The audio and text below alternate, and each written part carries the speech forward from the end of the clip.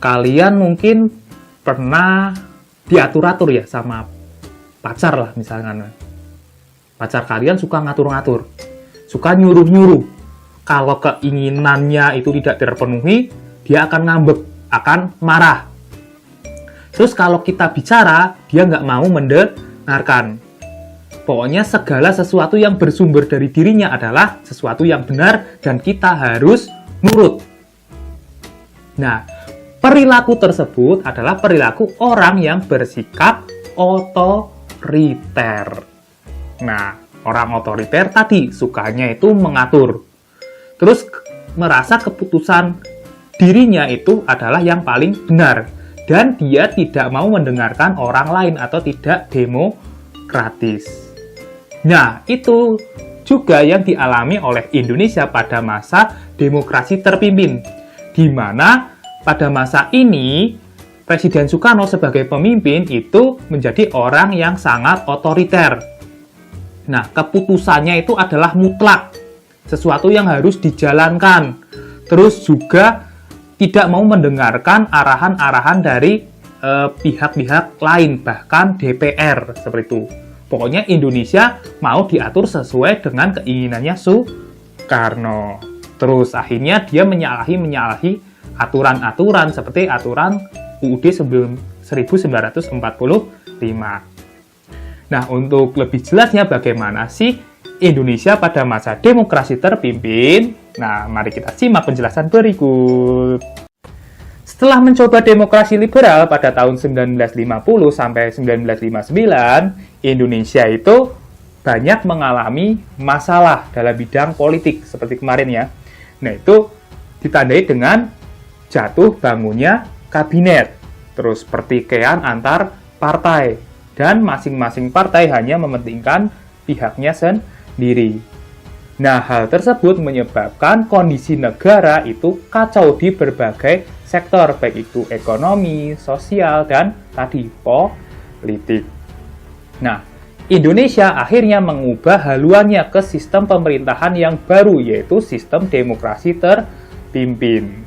Hal ini dimaksudkan agar seluruh keputusan itu berada pada tangan pemimpin, yaitu presiden. Nah, waktu itu adalah presidennya adalah Soekarno.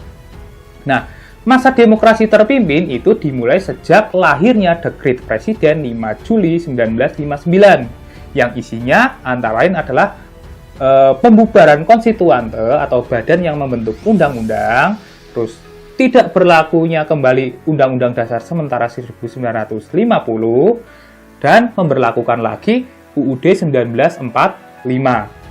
Dan juga yang terakhir adalah pembentukan MPRS dan DPAS. Nah, namun pada periode ini kekuasaan presiden itu sangat tidak terbatas. Terus pada masa demokrasi terpimpin, kekuasaan presiden itu sangat besar sehingga cenderung otoriter. Nah, akibatnya sering terjadi penyimpangan-penyimpangan terhadap Undang-Undang Dasar 1945. Dan berikut ini adalah penyimpangan-penyimpangan terhadap Undang-Undang 1945 yang dilakukan oleh Presiden.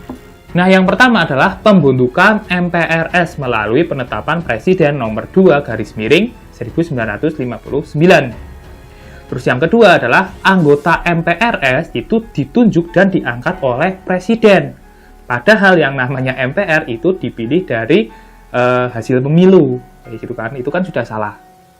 Terus yang ketiga adalah Presiden membubarkan DPR hasil pemilu. Padahal kalau kalian pernah baca undang-undang bahwa Presiden itu sebagai lembaga eksekutif tidak bisa membubarkan DPR, yaitu lembaga legislatif. Alasannya karena DPR menolak RAPBN atau Rancangan Anggaran Belanja Negara yang diajukan oleh Soekarno. Terus yang keempat, GBHN atau Garis-Garis Besar Haluan Negara itu bersumber dari pidato Presiden pada tanggal 17 Agustus 1959 yang berjudul Penembuan Kembali Revolusi Kita. Nah, ini ditetapkan oleh tadi DPAD. dan bukan ditetapkan oleh MPRS, lembaga yang harusnya berwenang. Terus yang paling parah adalah pengangkatan, yang kelima ini ya, pengangkatan presiden seumur hidup.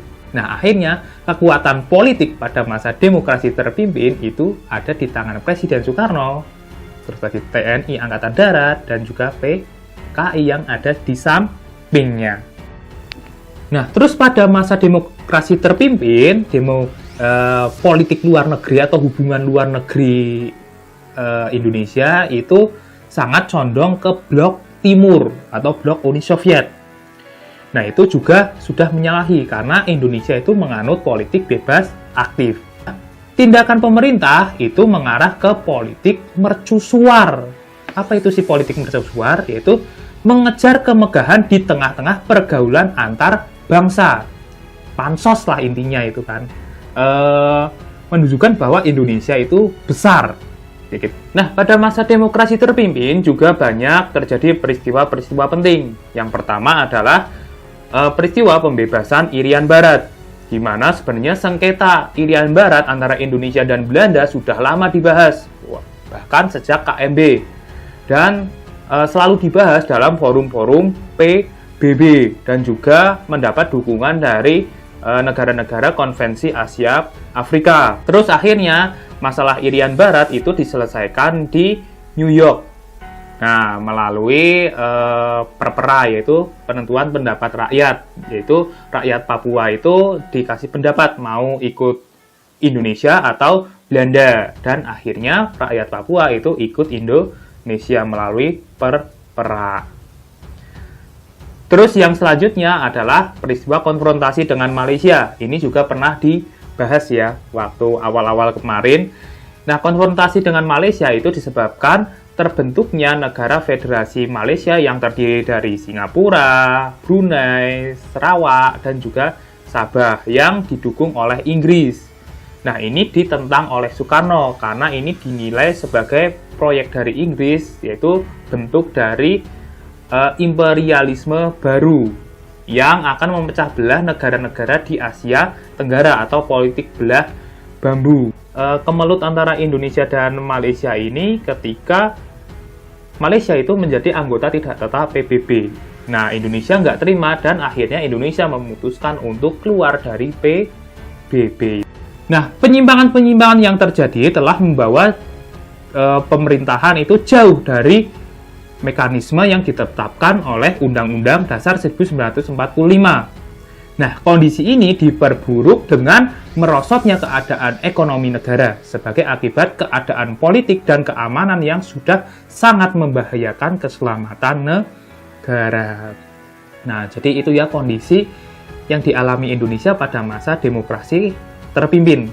Nah, sangat mungkin sama saja kayak demokrasi liberal. Kondisi politik itu sangat panas. Nah, apalagi nanti di kubu pemerintah itu ada permusuhan antara Angkatan Darat dan PKI yang nantinya akan menimbulkan peristiwa yang namanya, yang pernah kita bahas adalah G30 SPKI, yang itu juga menjadi faktor akhirnya demokrasi terpimpin berakhir. Nah, demokrasi terpimpin itu nanti akan digantikan dengan masa yang baru bernama Orde Baru. Sekian dulu untuk pertemuan hari ini. Nah, biasa ada pertanyaan untuk kalian. Nah, pertanyaannya adalah sebutkan salah satu penyimpangan yang dilakukan pada masa demokrasi terpimpin. Oke, tetap semangat untuk kalian yang masih PJJ dan sampai jumpa.